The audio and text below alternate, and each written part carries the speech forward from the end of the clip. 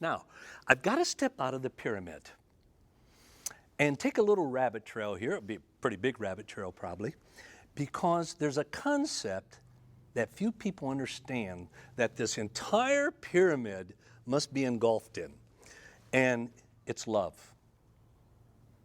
It's love. Love is probably one of the most intricate concepts in the world, and hardly anybody seems to understand it. I would say 98% of people in the world can't define love. I'd say most of you could. I can't read. It's been 5 years since I found someone in a random interview who could define love. A lot of people say, well, I'll say define love, and they'll say, well, it's a feeling. No. You know why love can't be a feeling? You can't command an emotion. You can't command someone to feel good or feel a certain way about someone. So if love were an emotion, God couldn't command love one another.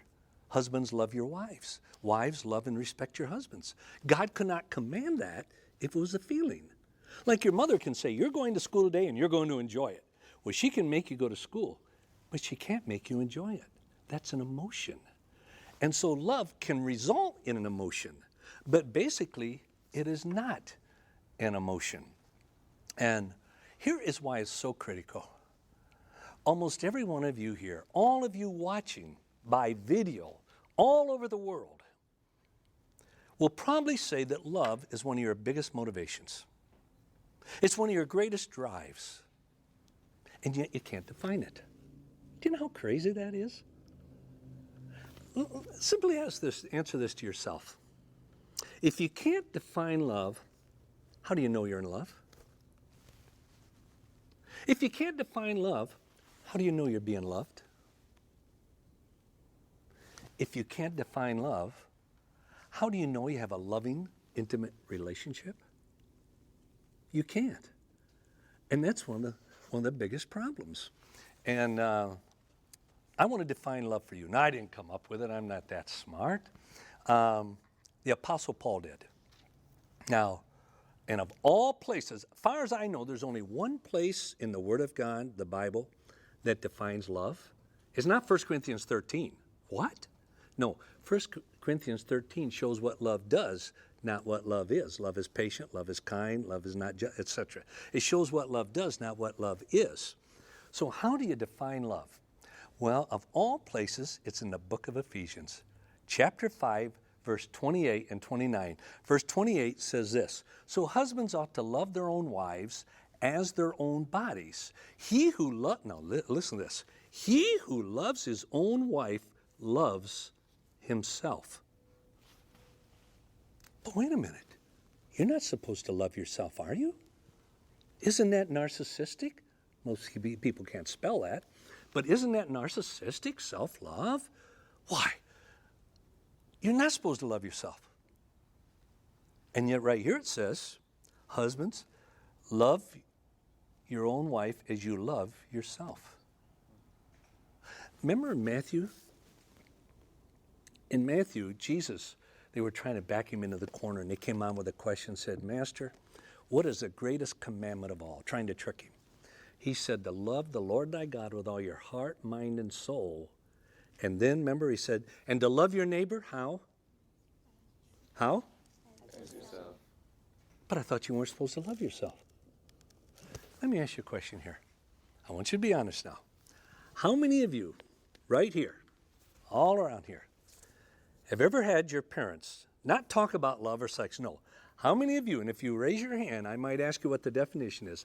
How many of you here have ever had your parents define love for you? Normally out of a crowd of 1,000, one person will raise their hand. Let me go a step further.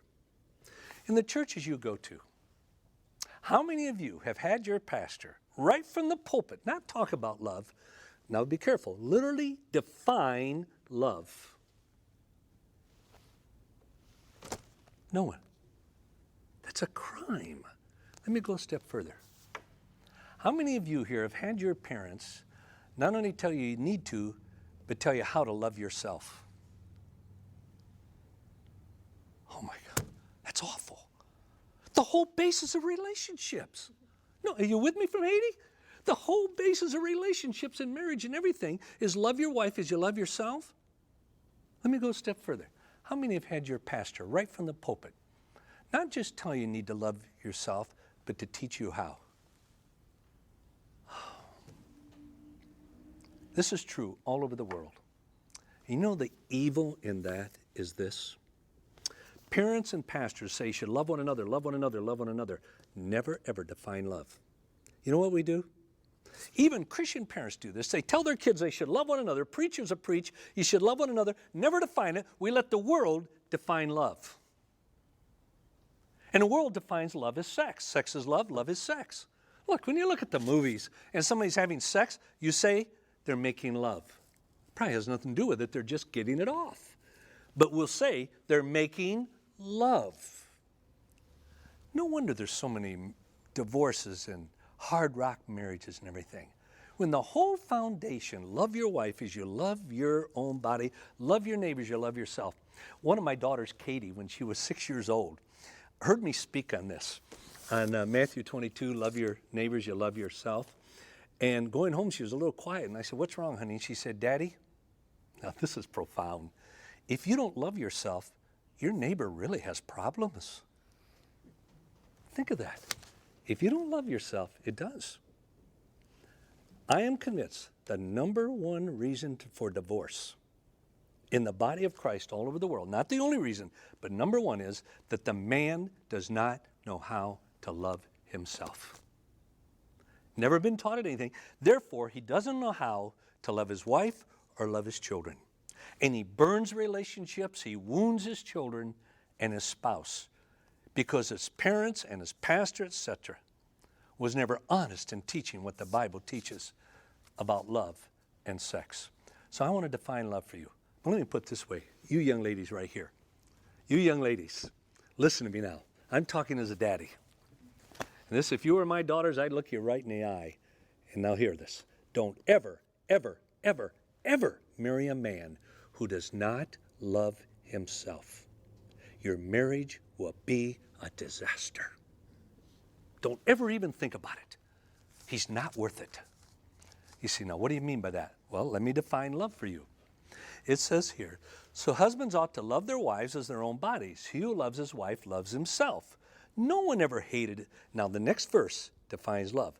No one ever hated his own flesh. In other words, they're presenting now the opposite of hatred, love. For no one ever hated his own flesh, but, the but now introduces the opposite of love, but nourishes and cherishes it. The it does not refer back to his wife. The it refers back to his own body. And when my son was like 12, 13 years old, and my daughters too, I would say, I want to define love for you.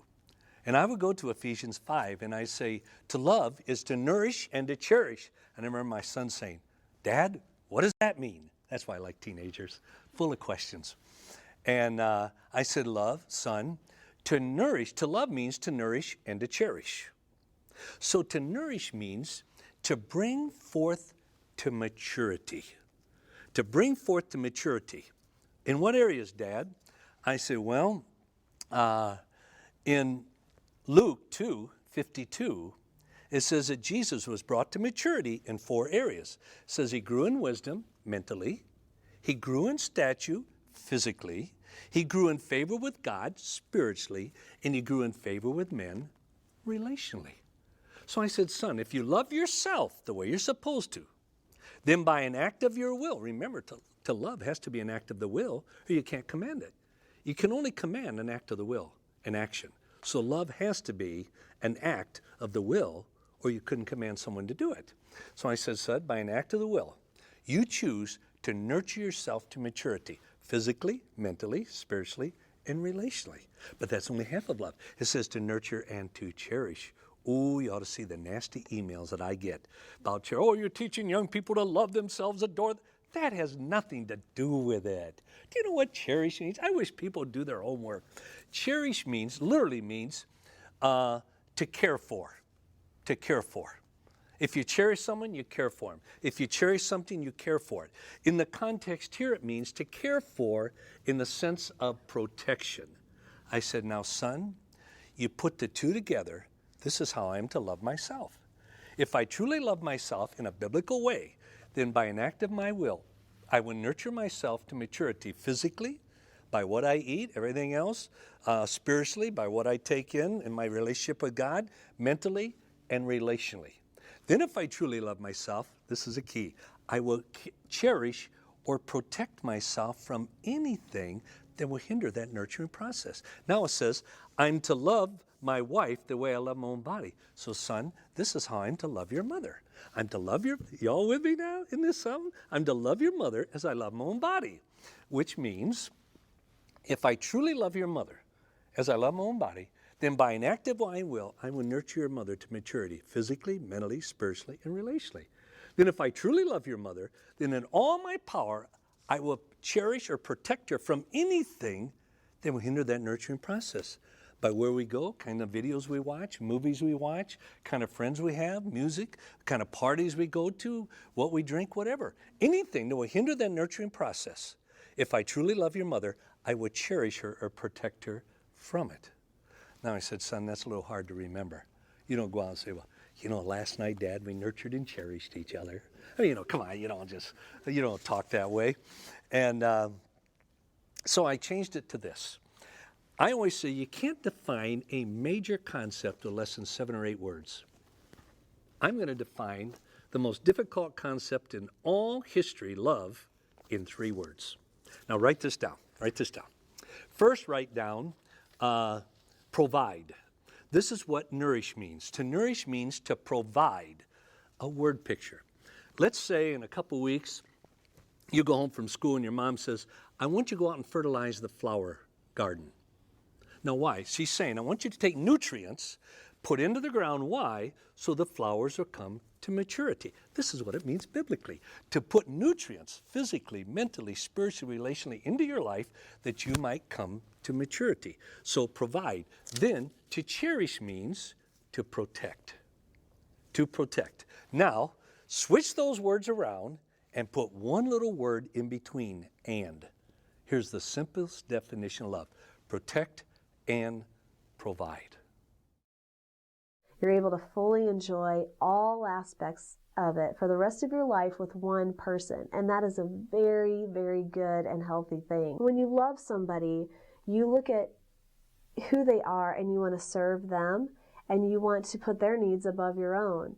And if you think about this person, their goals and their dreams in life, if you really love them, would you do something that would cause harm? Would you do something that would take away from those goals and dreams, that would hinder it through a pregnancy, through an STD, things that could totally erase their hopes and dreams in life, or throwing them into depression? Hey, happy Valentine's Day. I love you. I'm going to have sex with you. And you might be depressed, or you might try to commit suicide because you're having a really hard time handling the emotional consequences of being sexually active with me.